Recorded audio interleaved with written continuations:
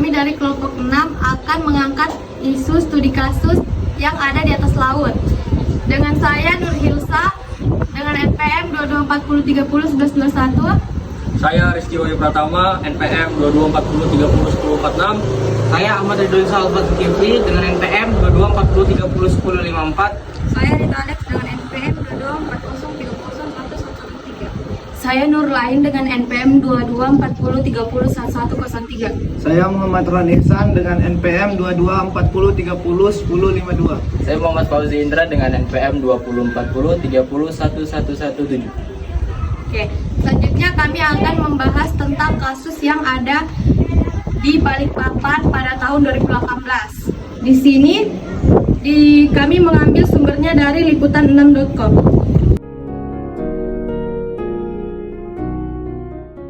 Kapal MV Everjager ini berbendera Panama.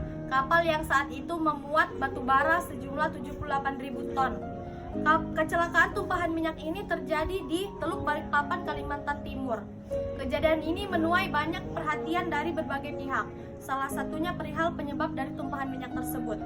Direktur Eksekutif The National Maritime Institute atau NAMARIN, Siswanto Rusdi menilai kemungkinan patahnya pipa Pertamina di Teluk Balikpapan ini akibat jangkar dari kapal yang menyebabkan tumpahan minyak semakin besar. Hal itu bisa dilihat dari beberapa fakta yang terungkap, termasuk melihat spesifik kapal berbendera Panama Everjager yang terbakar. Oke, baiklah, saya akan menjelaskan tentang kronologi bocornya pipa Pertamina Balikpapan di Kalimantan Timur. Perkara itu bermula dari kejadian pada tanggal 30 Maret 2018. Kapal pengangkut batubara MV Everjager melepas jangkar di kawasan Teluk Balikpapan.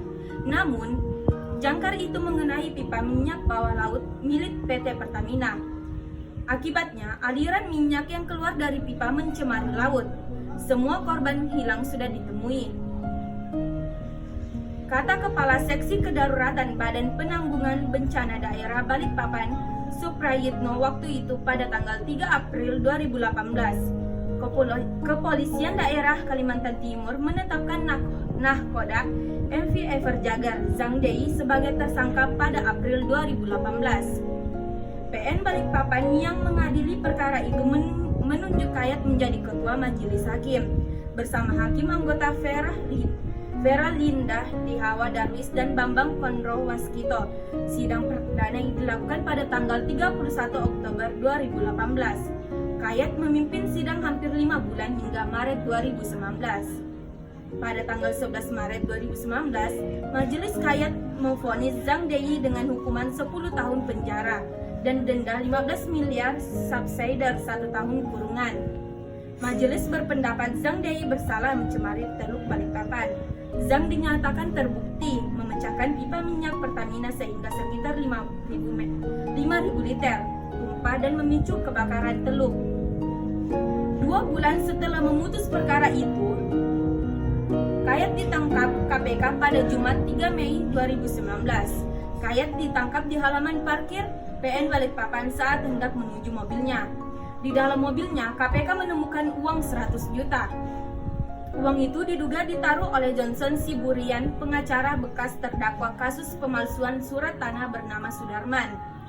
Kayat merupakan ketua majelis hakim perkara itu. Pada Desember 2018, Kayat memvonis Sudarman bebas dari segala dakwaan jaksa.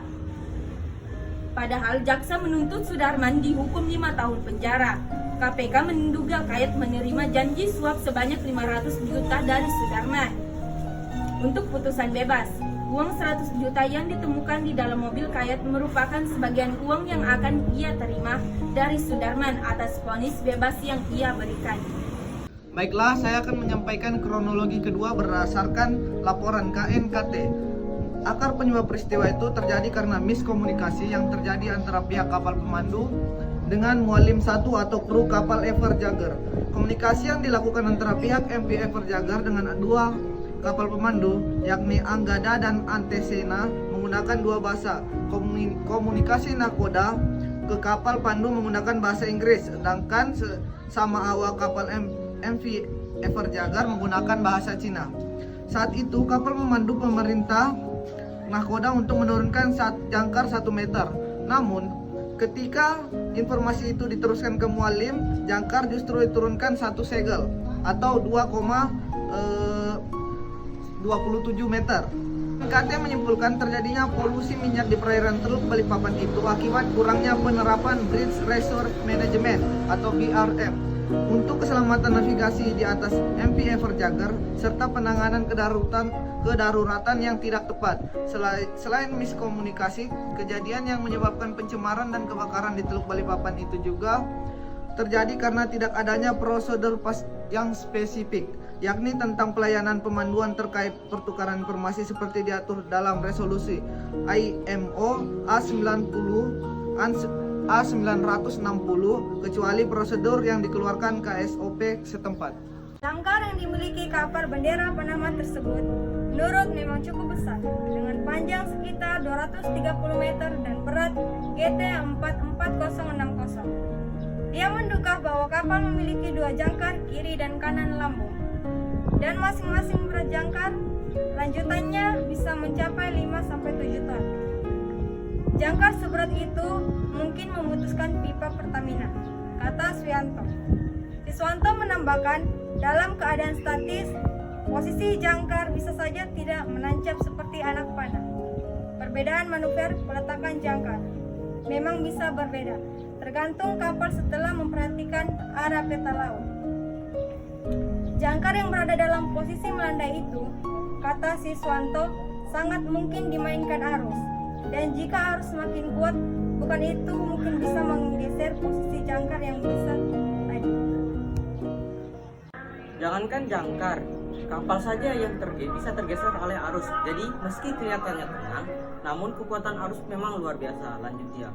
Mengenai pelanggaran buang jangkar di lokasi kejadian, menurut Siswanto bisa saja terjadi. Pasalnya, meski otoritas pelabuhan sudah memberikan peringatan, namun kapten kemungkinan bisa saja mengabaikan hal itu. Apalagi posisi Syah Bandar sebagai otoritas di darat, sedangkan kapten berada di kapal. Seharusnya, lanjut Siswanto, yang bisa menjembatani antara keduanya adalah pandu. Dalam hal ini, seorang pandu ikut naik ke kapal dan memberikan arahan kepada kapten. Hanya saja, dalam kasus kapal Everjagger, tidak diketahui apakah pandu ikut naik ke kapal ataukah tidak. Terlebih mengenai investigasi lebih dalam, mengapa sampai kapal tersebut diduga pelanggaran berambu dan membuang jangkar? Karena kalau tidak ada pandu, maka 100% navigasi berada di tengah kapten. Lanjut Siswanto, dampak dari kejadian tersebut, yakni krisis teluk, mulai matinya biota laut, mangrove, budidaya kepiting, sehingga banyak nelayan yang terugikan. Akibat dari kronologi, ini diperkirakan kerugian menyentuh miliaran rupiah. Dampak lain dari kejadian ini ialah adanya 5 nelayan yang tewas dalam kejadian ini, serta ada juga keluhan dari warga tentang bau minyak yang menyengat, sehingga para nelayan yang lain tidak bisa pergi melaut. Dan diperkirakan dari kejadian ini terdapat lebih dari 900.000 jiwa warga Balikpapan dan Panajam Pasir Utara terancam terkena kanker.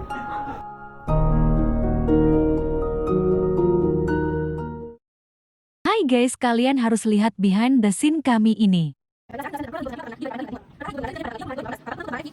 Teluk Balikpapan. Namun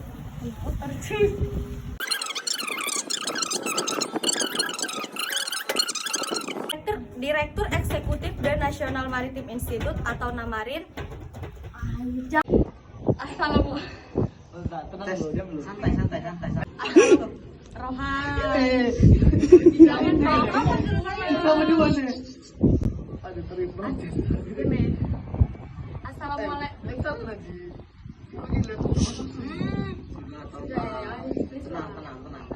Tenang, damai. Assalamualaikum warahmatullahi wabarakatuh. Mau bicara lebih apa sih? Oh, ini di belakang, kasih dia Ridwan juga. Assalamualaikum warahmatullahi wabarakatuh. Kami dari kelompok 6 akan menyampaikan